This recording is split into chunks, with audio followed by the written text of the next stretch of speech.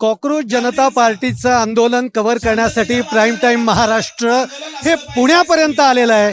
कारण कॉकरोच जनता पार्टी जर दिल्लीच्या जंतर मंतरवरनं पुण्यामध्ये येऊन धडकतीये तर आपणही यायला पाहिजे.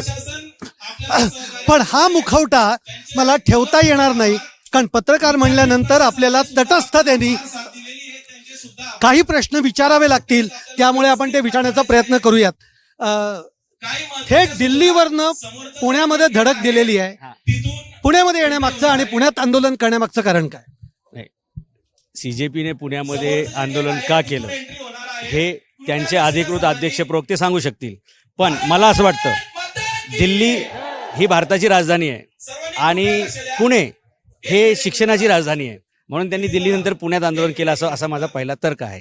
दुसरी गोष्ट, या महाराष्ट्रातील सर्वात जास्त विद्यार्थी या पुण्यामध्ये स्पर्धा परीक्षा देण्यासाठी येतात.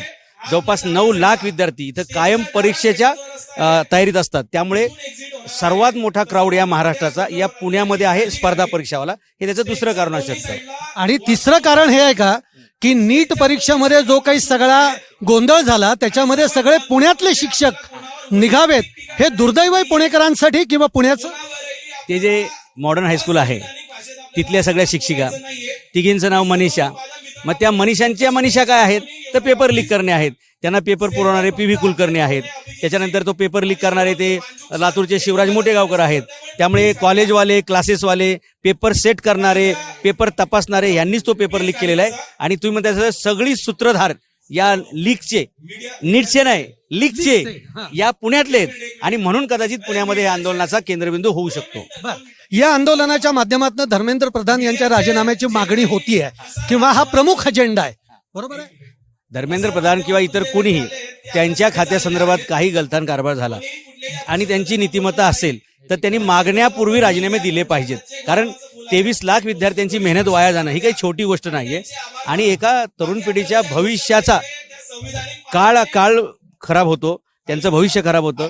एवढा मोठा प्रसंग होत असे बघा, एखाद्या व्यक्तीचा फक्त खून होणं किंवा एखाद्याचं आर्थिक नुकसान होणं याच्यापेक्षा त्याच्या करिअरचं नुकसान होणं हे सगळ्यात मोठं नुकसान आहे.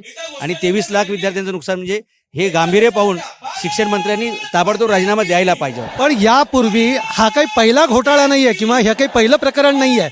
यापूर्वी 45-46 वेळा नीटचे पेपर फुटलेत.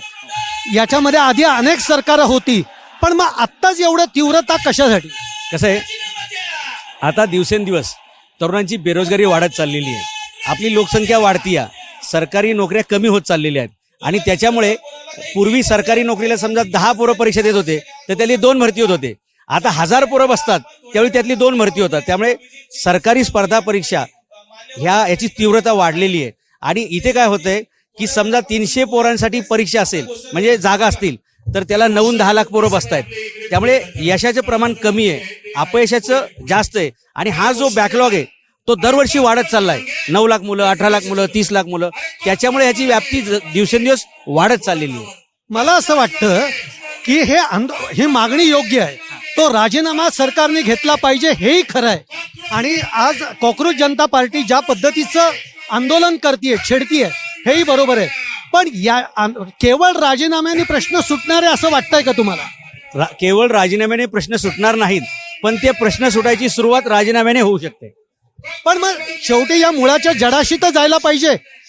त्याच्याकडे म्हणजे त्याचे आंदोलन करणं सोपं आहे, पण याच्यामध्ये काय व्हायला पाहिजे असं तुम्हाला वाटतंय? जर कायमस्वरूपी याच्यावर सोल्युशन पाहिजे असेल तर ते काय असायला हवं? कारण पेपर काढणारे तुम्हीच आणि पेपर फोडणारे तुम्हीच. जे पेपर लीक मध्ये संबंधित आरोपी असतील त्यांना आजन्म कारावासाची शिक्षा करा, जेणेकरून 23 लाख विद्यार्थ्यांचं भविष्य खराब करणे काही छोटी गोष्ट नाही. इथं एखाद्या व्यक्तीला मारलं तर 302 लागतंय. इथे यांची परीक्षा समजा झाली नाही किंवा जे ह्यावेळी पास होणार होते त्यांना संधी हुकली. एवढ्या लोकांचं जीव जाण्याची संधी आहे किंवा हे संकट आहे. त्यामुळे शिक्षण मंत्र्यांनी राजीनामा दिला पाहिजे. जे घोटाळे सामील आहेत त्यांच्यावरती आजन्म कारावास होईल अशी शिक्षा झाल्या पाहिजेत. आणि याच्या पुढे पेपर लीक झाली तर त्यांना अशा शिक्षा असतील असा एक कायदा केला पाहिजे. सरकार कोणाचे असो, मुलांच्या परीक्षा ह्या निकोप आणि पारदर्शी झाल्या पाहिजेत.